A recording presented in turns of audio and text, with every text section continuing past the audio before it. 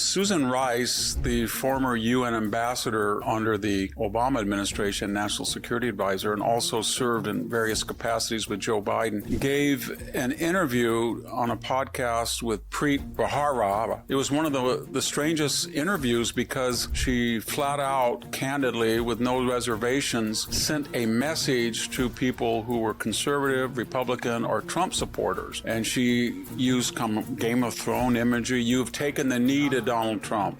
You have allowed him to bully you. She was talking about the so-called elites in the academic world, in the corporate world, in the institutional world.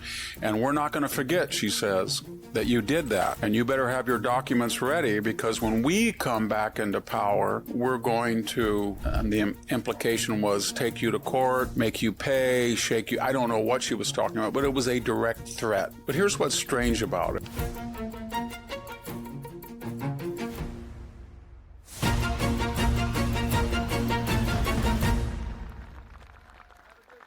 Hello, this is Victor Davis Hanson for the Daily Signal.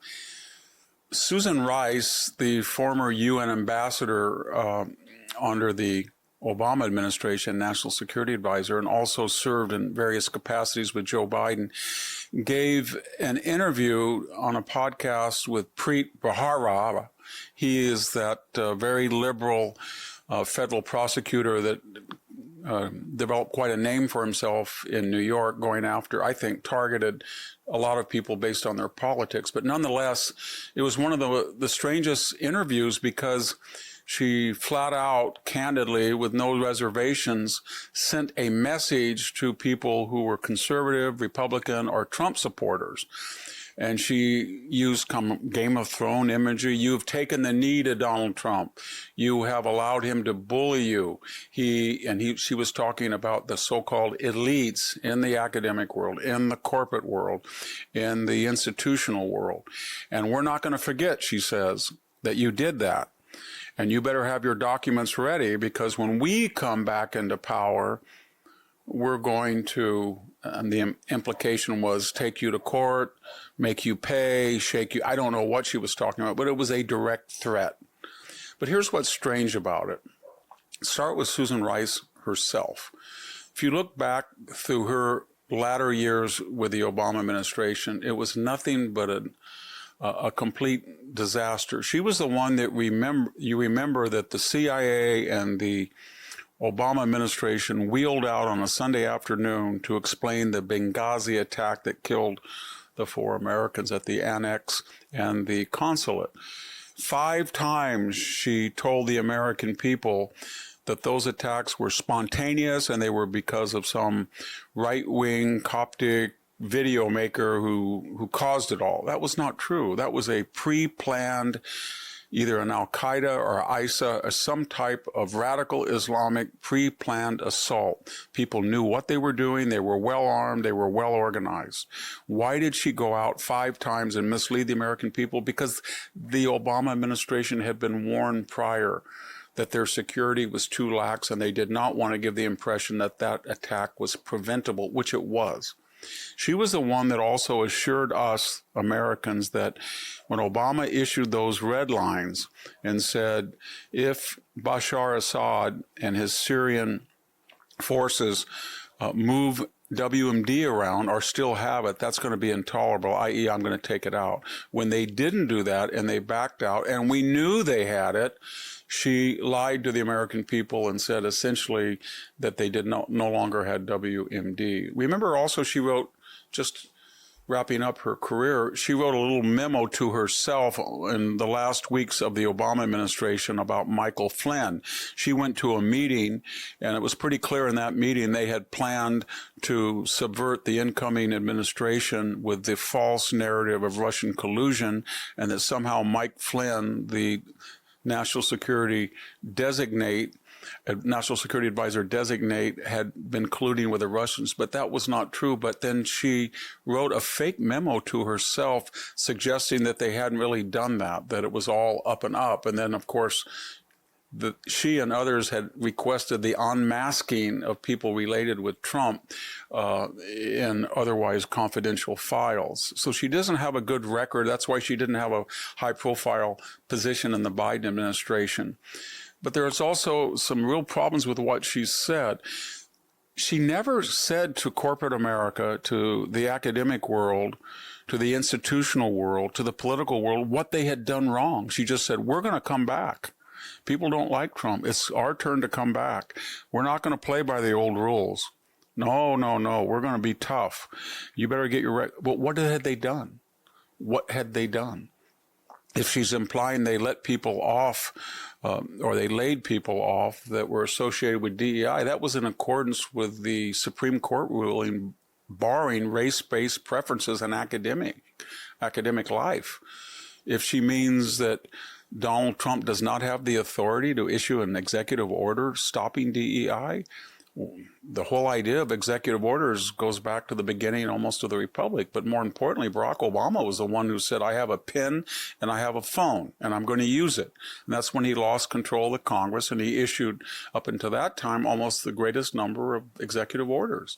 So if she's not going to tell us why that anybody committed a felony or misdemeanor, and yet she's going to punish them, that doesn't sound too legitimate. How does she know, secondly, that she's going to come back into power? The polls are very volatile. Donald Trump has made, as we've talked before, a vast investment in the economy. Inflation is down. Unemployment is down. GDP is solid. Foreign investment is at record levels. So is energy production. And when the big, beautiful bill is fully enacted and filters its way through the economy, you're going to see enormous stimuli given reductions in the tax code, reductions in the deductions that you have to make for the IRS, no tax on tips, etc. It's going to have an enormous effect, and it's going to come into effect before the midterms. We don't know what the world is going to look like abroad, in Ukraine, in Cuba, in Iran. It may be that Donald Trump is able to solve 2 or 3 or all of them. November's a long way away, so I wouldn't be so sure, Susan Rice, that you will win the November elections, much less if you were alluding, as I think you were, to 2028. If you heard Marco Rubio's speech to the Munich Security Conference, and you've seen J.D. Vance in the 2024 election take down almost every hostile reporter that interviewed him, they are going to be a very formidable team. And I don't see anything quite like that with Gavin Newsom. I don't see it with AOC, especially after a performance at the Munich Security Conference. I don't think Pete Buttigieg is a viable candidate. So we've seen Kamala Harris, very uninspiring.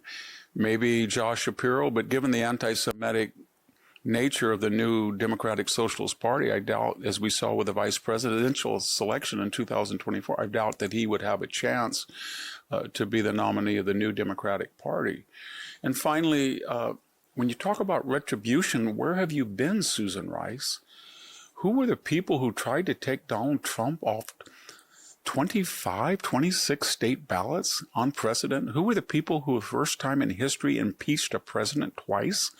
Who were the people who tried him as a private citizen when he was out of office in the Senate, tried to convict him? Who were the people that were behind the Letitia James frivolous lawsuit that tried to bankrupt him with almost a $500 million fine because he took a loan out with the Deutsche Bank, and they claimed that he overvalued the assets, which the Deutsche Bank said he didn't. They paid the interest on time to the profit of the bank, who had no complaint.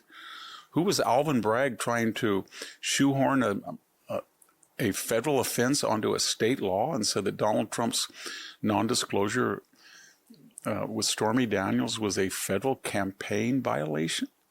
Who were the people behind the crazy E. Jean Carroll persecution lawsuit that may have cost Donald Trump $90 million? Who were the people behind Jack Smith, who was knee-deep along with the FBI and knew about that with Merrick Garland, the raiding the Mar-a-Lago, the home of Donald Trump, and the idea that Donald Trump violated some confidential agreement with the government when an archival dispute, when Joe Biden had taken materials that were confidential and classified from his days in the Senate in 3 or 4 much less secure places. Who was behind all that?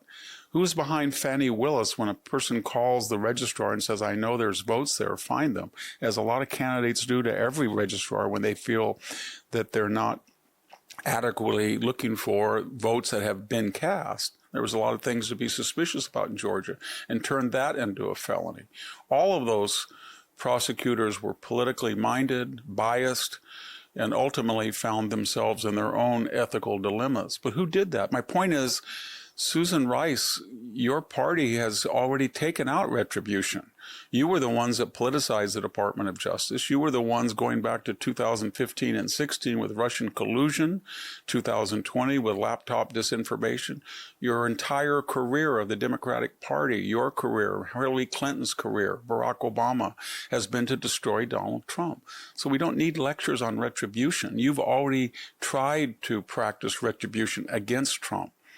And I don't think you're going to be in a position of power necessarily in the Congress in 2026. And I have a pretty good idea you won't come back to power in 2028. But otherwise, you really displayed your true nature and put your cards on the table.